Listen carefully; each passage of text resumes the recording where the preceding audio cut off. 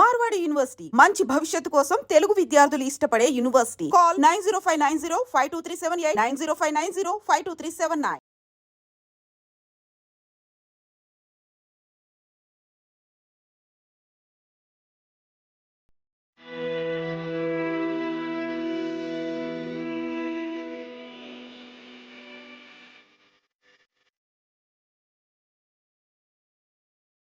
జమ్మూ కాశ్మీర్లో ఘోర ప్రమాదం అయితే జరిగింది. అంటే సైనికుల వాహనం లోయలో పడిపోయింది. ఇప్పటికీ మనకు సమాచారం ప్రకారం అయితే 3 జవాన్లు ప్రాణాలు కోల్పోయినట్టుగా తెలుస్తోంది. అయితే జమ్మూ నుంచి వీళ్ళు శ్రీనగర్కు వెళ్తూ ఉండగా ఈ ఘటన అయితే జరిగింది. ఎగ్జాక్ట్లీ ఎక్కడ అంటే రాంబాన్ జిల్లాలోని బట్టేరా చార్మా వద్ద జాతీయ రహదారి ఇది 44 దగ్గర ఉదయం 11:30 ప్రాంతంలో సైనిక వాహనం అదుపు తప్పి పక్కనే ఉన్నటువంటి 700 అడుగుల లోతైన లోయలోకి దూసుకు వెళ్ళిపోయింది.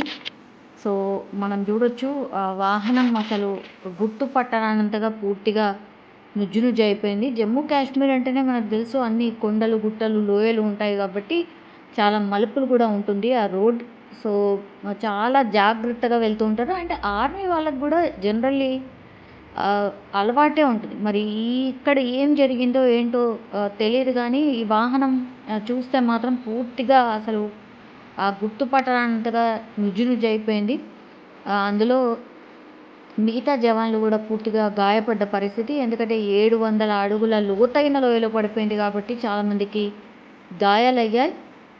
ఇప్పటికైతే అధికారికంగా 3 చనిపోయినట్టుగా చెప్తున్నారు. ఇంకా కొంతమంది పరిస్థితి కూడా విషమంగా ఉంది. చాలా సివియర్ ఇంజురీస్ ఉన్నాయన్నట్టు చెప్తున్నారు. అండ్ మృతుల సంఖ్య కూడా పెరిగే అవకాశం ఉందని కూడా చెప్తున్నారు. అయితే ఎవరు మృతి చెందారు అని అంటే అమిత్ కుమార్, సుజిత్ కుమార్ అలాగే మన్ బహదూర్గా గుర్తించారు అధికారులు అయితే. సో వాళ్ళ ఫ్యామిలీ మెంబర్స్కి అయితే ఇన్ఫర్మేషన్ ఇచ్చిన పరిస్థితి.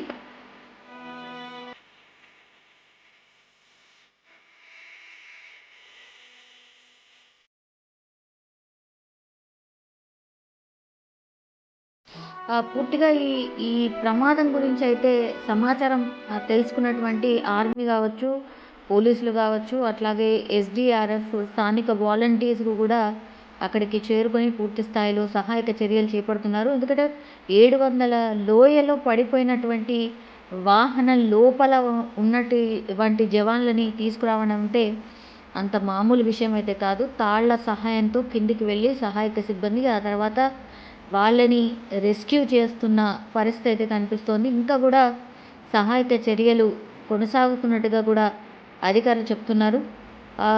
అక్కడ ఎక్కడైతే సంఘటన జరిగిందో అక్కడ పూర్తి స్థాయిలో అసలు అంటే ఆ వెహికల్ నుజ్జు అయిపోయింది అంటేనే మనం అర్థం చేసుకోవచ్చు ఎంత భయంకరంగా ఈ యాక్సిడెంట్ జరిగింది అనేసి. అండ్ లోయలో పడిపోయిన తర్వాత అంత హైట్ నుంచి వెహికల్ కింద పడిపోయింది, ఒకటి నుజ్జు అయిపోయింది. ఆ తర్వాత అందులో ఉన్నటువంటి వాళ్ళు కూడా కొంతమంది బయటకి పడిపోయినట్టుగా చెప్తున్నారు. అట్లాగే పూర్తిగా ఆ ప్రాంతం అంతా కూడా రక్తసిక్తం అయిపోయింది.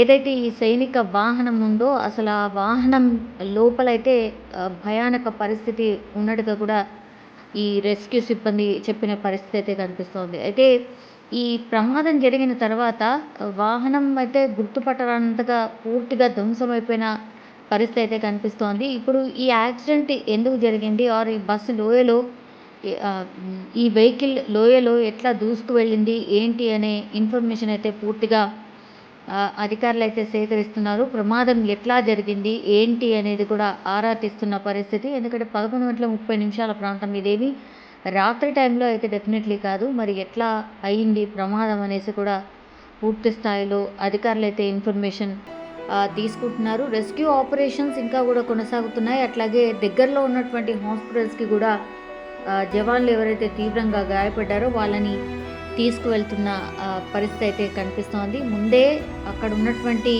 పరిస్థితి మనందరికీ తెలిసిందే. అట్లాంటిది మరోసారి జవాన్లకు సంబంధించిన వెహికల్కే యాక్సిడెంట్ అవ్వడం ఇది కొంత ఆందోళన కలిగిస్తున్నటువంటి అంశం.